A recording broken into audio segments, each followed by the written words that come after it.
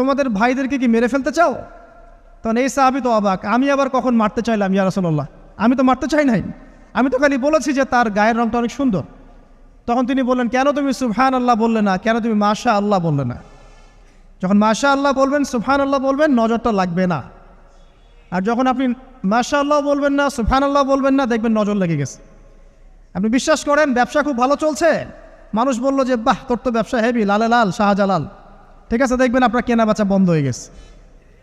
এরকম হবে, আমার কথাটা বিশ্বাস করেন।